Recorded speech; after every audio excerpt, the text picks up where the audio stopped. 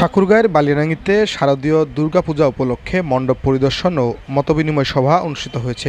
মঙ্গলবার বিকালে উপজেলার চারল ইউনিয়নের লাহিড়িহাট ইক্ষুকেন্দ্র সার্বজনীন দুর্গা মণ্ডপে এ মতবিনিময় সভা অনুষ্ঠিত হয়। এতে প্রধান অতিথি হিসাবে উপস্থিত ছিলেন ঠাকুরগাঁ জেলা প্রশাসক ইসরাত ফারজানা। মতবিনিময় সভায় এলাকার সাম্প্রদায়িক সম্প্রীতির কথা তুলে ধরে বক্তব্য দেন ঠাকুরগাঁ জেলা বিএনপির সাংগঠনিক সম্পাদক ও সাবেক ইউপি চেয়ারম্যান আবু হায়াতুন নবী। তিনি বলেন, দলমত নির্বিশেষে এই এলাকার মানুষ অসাম্প্রদায়িক।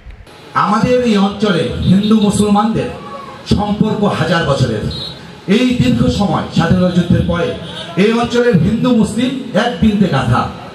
আমি আমার এই 59 বছর বয়সে দুর্গাপূজার এমন কোনো অনুষ্ঠান নেই যেখানে আমার হিন্দু ভাইয়েরা সনাতনী ভাইয়েরা আমাদেরকে দাওয়াত দেয় নাই। আপনি অবাক হবেন, আমাদের এই অঞ্চলে ইসলামী জলসার অতিথি হয়, হিন্দু ভাইদেরকে দাওয়াত দেওয়া হয়। এখানে ধর্মীয় হিন্দু অনুষ্ঠান হয়, সেখানে মুসলিম ভাইদেরকে দাওয়াত দেওয়া হয়।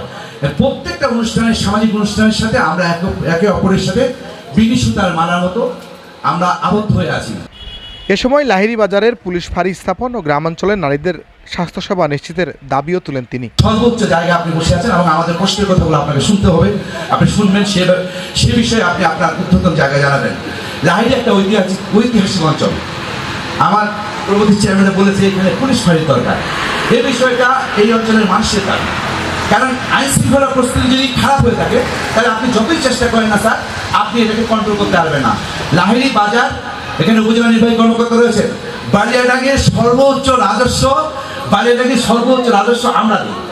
পরে জেলা প্রশাসক তার বক্তব্যে এলাকার সাম্প্রদায়িক সম্প্রীতির প্রশংসা করে উত্থাপিত দাবিগুলো পূরণের জন্য ঊর্ধ্বতন কর্তৃপক্ষকে জানাবেন বলে মন্তব্য করেন। আর আপনাদের কথা শুনে আমার এত ভালো লেগেছে, সত্যিকার অর্থে আবহমান কাল থেকে আমরা এই বাংলাদেশ এমন একটা দেশ যেখানে হিন্দু মুসলিম বৌদ্ধ খ্রিস্টান আমরা পরস্পর ভাই ভাই, আমরা একসাথে আমাদের উৎসবগুলো উদযাপন করি। সেটা আমাদের ঈদ হোক, আমাদের পূজা হোক বা অন্যান্য ধর্মাবলম্বীদের যে কোনো প্রোগ্রাম হোক, আমরা কিন্তু সকল প্রোগ্রামে সকল ধর্মের মানুষ একসাথে উদযাপন করি, আমরা একসাথে সেই উপভোগ করি, আনন্দ করি। দলের প্রতিনিধিত্ব করেন, কিন্তু ওনার যে কথাগুলো এগুলো সবার জন্য। উনি আপনাদের মানুষ হয়ে কিন্তু আজকে আমার কাছে অনেক কথা বলেছেন যে এগুলো যেন আমি উদ্যোগ নিই। এখানে জামাতে ইসলামের একজন আছেন, আমাদের দুজন টিচার আছেন, তারপরে হিন্দু ভাইদের পক্ষ থেকে অনেকে কথা বলেছেন। সবাই কিন্তু নিজের জন্য কিছু চান নাই, চেয়েছেন আপনাদের জন্য। ইনশাল্লাহ আমি সেই ব্যাপারে একদম 100% আন্তরিক আছি। ঠিক আছে, আরেকটা কথা বলতে চাই, আপনাদের এখানে 473টা মন্দিরে দুর্গাপূজা হচ্ছে সারা জেলায়। তো আমি ঘুরে ঘুরে অনেকগুলো মন্দির দেখেছি। আজকেও আপনাদের এই প্রোগ্রাম শেষে আমার আসলে একটু রিমোট অঞ্চলে যাওয়ার ইচ্ছা আছে, যে সেখানে মন্দিরগুলোর কি অবস্থা বা আপনাদের পূজার কি প্রস্তুতি। তো সেগুলো দেখে আমার কোথাও কোথাও মনে হয়েছে যে মন্দিরগুলো সংস্কারে আসলে কিছুটা কাজ করতে হবে। তবে 473টা মন্দির একসাথে পারা যাবে না, আমরা প্রায়োরিটি লিস্ট করবো যে কোনটা আগে করতে হবে কোনটা পরে করতে হবে। যেমন আপনাদের এই মন্দির দেখে আসলে আমার মনে হয়েছে যে এখানে যদি গ্রিলের একটা গেট থাকতো ভালো হতো, তাই না? চারদিকে ওয়াল আছে, উপরে হয়তো ছাদ নাই, একটা যদি ছাদ হয়।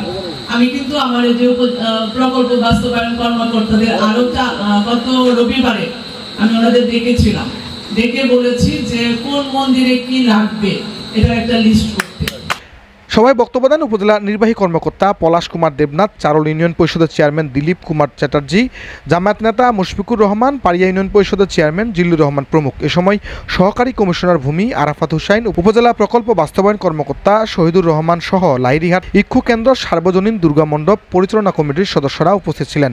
চলতি বছর উপজেলার 8 ইউনিয়নে 62টি মণ্ডপে দুর্গাপূজা অনুষ্ঠিত হবে। এর মধ্যে সবচেয়ে বেশি মণ্ডপ রয়েছে চারল ও ধনতলা ইউনিয়নে।